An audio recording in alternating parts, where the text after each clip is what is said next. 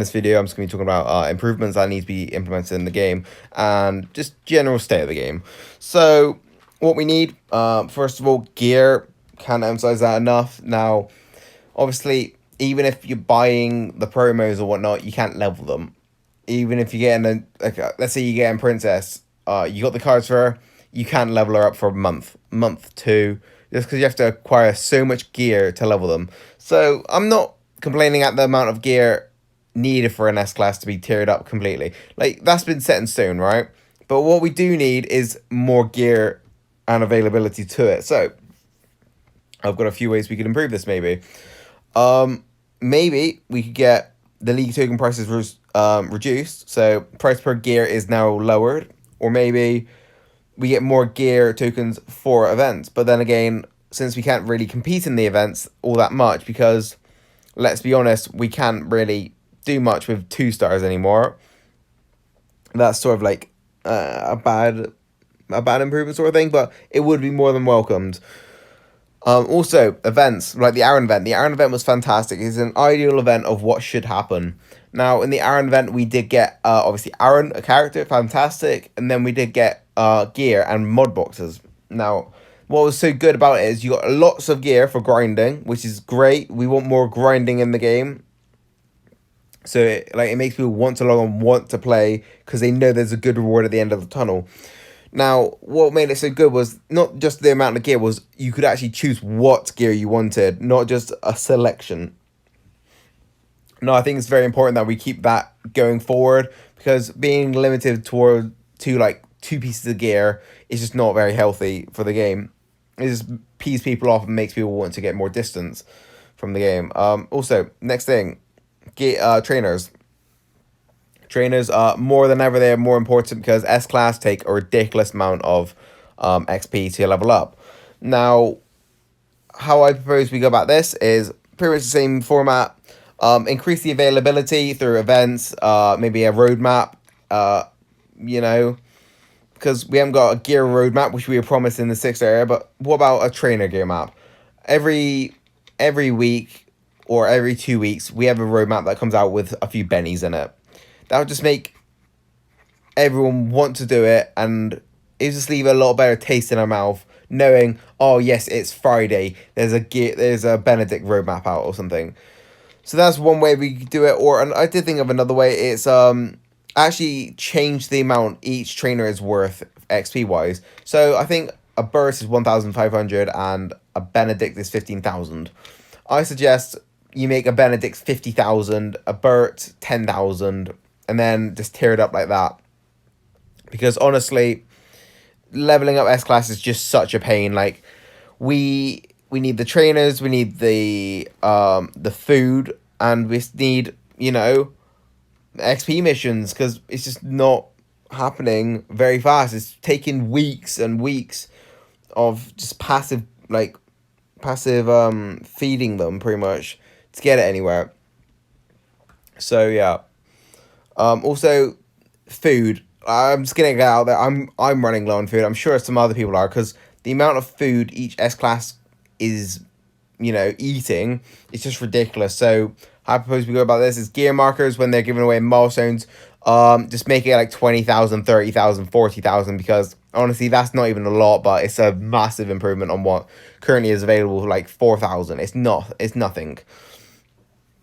Also, with storage, like food storage and material storage, have if we want to buy in the supply depot area, let's say 10,000 food, we should be able to do that, and it just overfills the storage sort of thing. So we have the 10,000. Once you use the 10,000, you gotta go back to your normal limit, and once you're under, you can buy it again, sort of thing.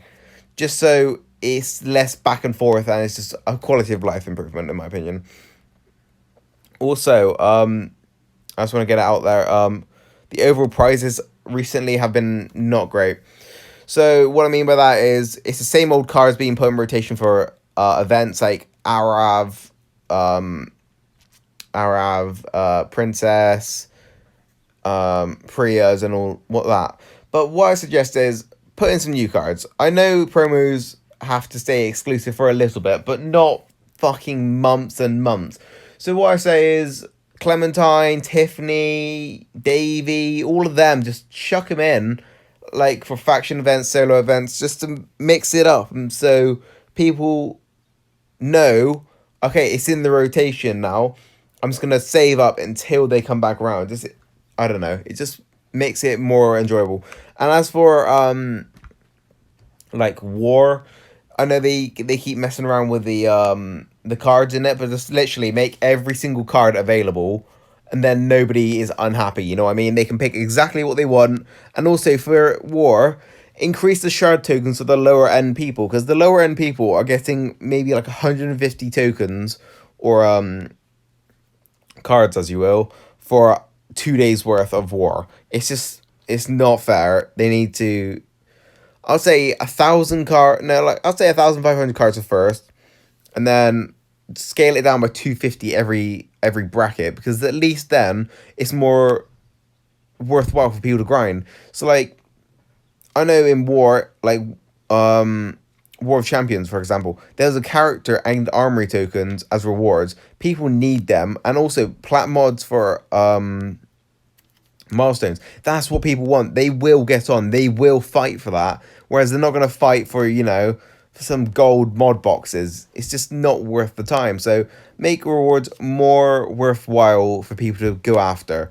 And it would also help factions out like massively. Where if let's say you're a player, you're like, I can't be bothered to war, I didn't enjoy it. If there was an incentive, like some good rewards, you'd be like, maybe I'm actually gonna take the time out of my day to grind hard and get those rewards. So overall, prizes need to be improved, updated, and also for this little map down here, I'm just gonna say it, 30 cards for this is just not worth it.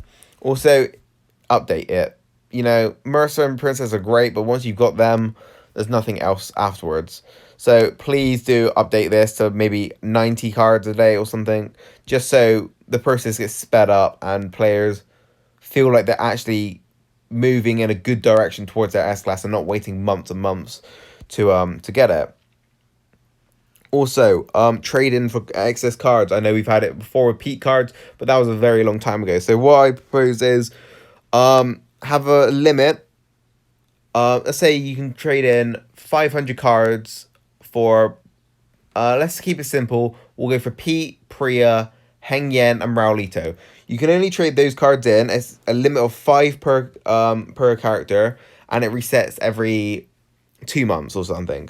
And you can trade that in for other cards or maybe some gear or some crafting materials or armory tokens. You know, something valuable to the player that they don't mind off, you know, they got something to do with the excess cards. Or even if you haven't got the character, you'd be like, that's a good trade, I'll trade that in. So next thing I had a thought was armory tokens. Armory tokens is just horrible. They are fucking shit. I'm just getting out of the way. I think Earl has been adjusted. Like, I'm not even critting on 30 attack, 30 HP, huge on attack anymore. Like, I'm just not critting on the most simple things with a 65% chance. My success rate is probably below that.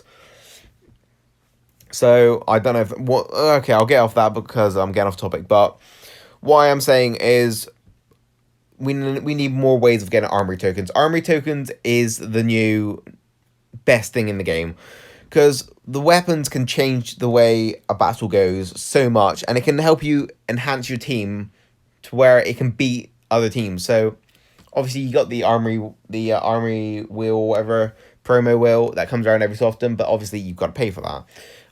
Yes, you can do it free to play, but obviously that's a lot of coins for, you know, a chance at armory tokens. Obviously you can get it in arenas, but arenas, the amount in there is just horrible.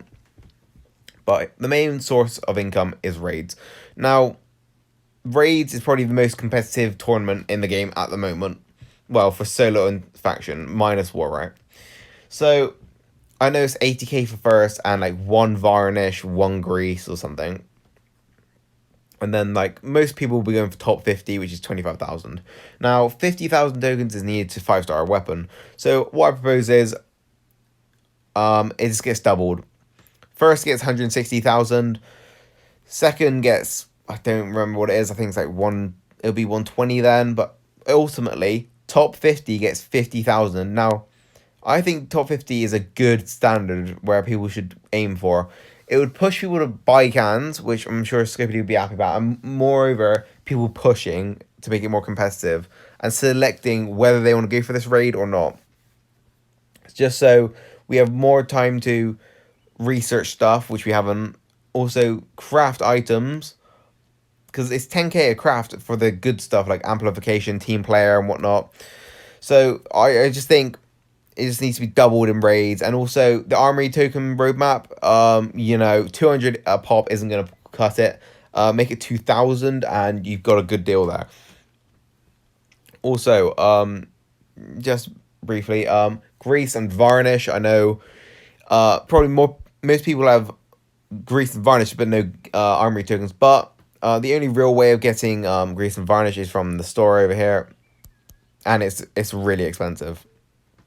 So what I propose is maybe some milestones or maybe some missions. You complete the missions every week, you get 1 or 2 varnish. Just so you can always have something to look forward to. That sort of brings me on to my next thing is faction challenges. Just so your faction, you have something to work towards in the week. Just a little something to, just make players get on, log on, and aim towards a challenge. So let's say each week a new set of faction challenges comes out and you get rewarded with armory tokens, gear, survival markers, whatnot. So loads of different things for each challenge that completes. So let's say in Survival Road, kill 10,000 we'll say like 1,000, like we'll say 5,000 zombies in Survival Road, right? I don't know if that number is reasonable or not, but for completing that, if your faction completes that, let's say you have 3 tiers of it. There's 1,000 zombies, 2,000 zombies, and 5,000.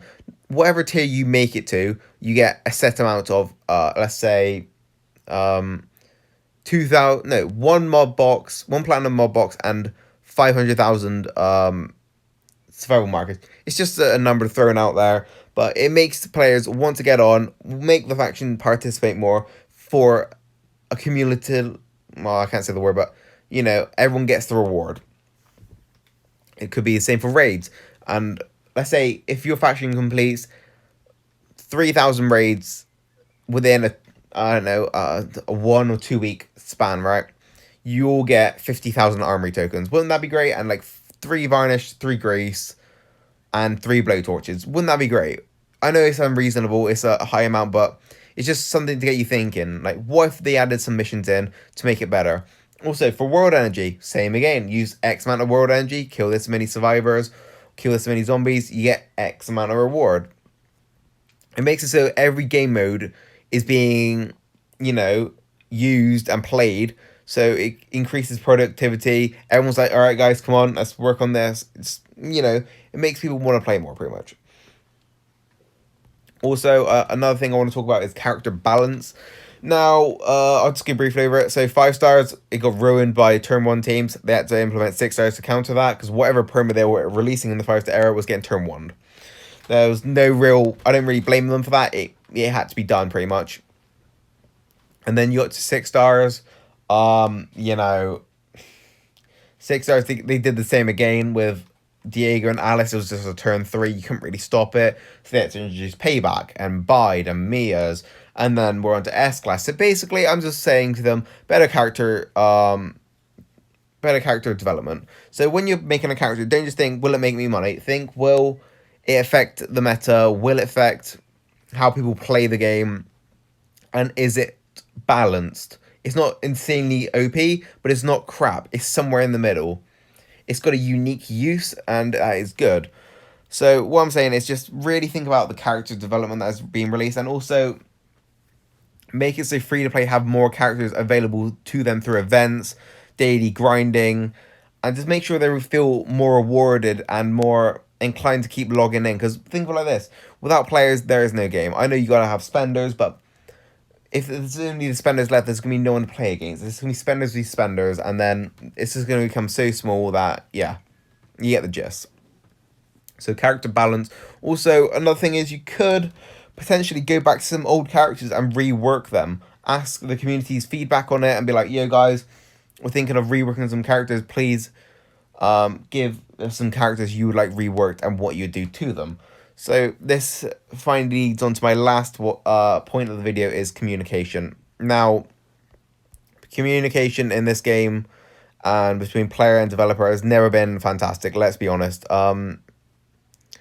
So what I propose is, honestly, Scopely on the forums and on the Discord, there's got to be, let's say, once a week on a Friday, you set aside 1 hour and you let players ask questions and you respond to them.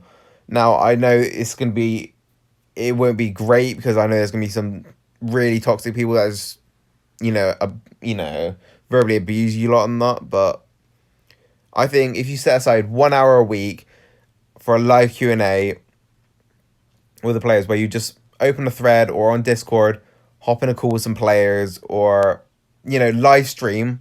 That'd be good. Live stream, and then players ask you questions and you answer them live. It would be just nice to get some thoughts on what we think and what you think, and then just get a better understanding of what we want and what you think we want. Yeah, it just improves overall.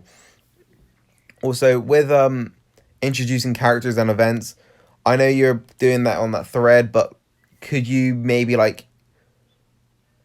give us a heads up and be like, yo guys, we're thinking of doing an event, this is what it contains, what do you think the reward structure should be, or what do you think of this, what do you think of that? It's just so we have some input on how you run the events. It would make us a lot more happy and feel more valued, if you will.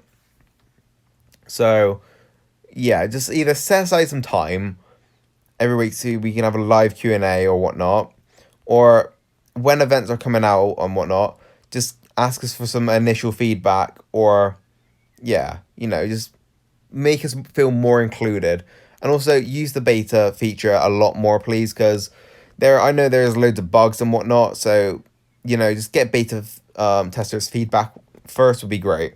So if I did miss anything in this video, please leave a comment on what you think should be implemented, what can be improved, and whatnot. So that's pretty much what I thought of. I know there's loads of areas I didn't cover, but there's just some initial thoughts I thought that could be improved for the game. So if you've got any more improvements, put it in the comments. Do you agree with what I said? Do you disagree? If so, please leave a comment. And peace, boys.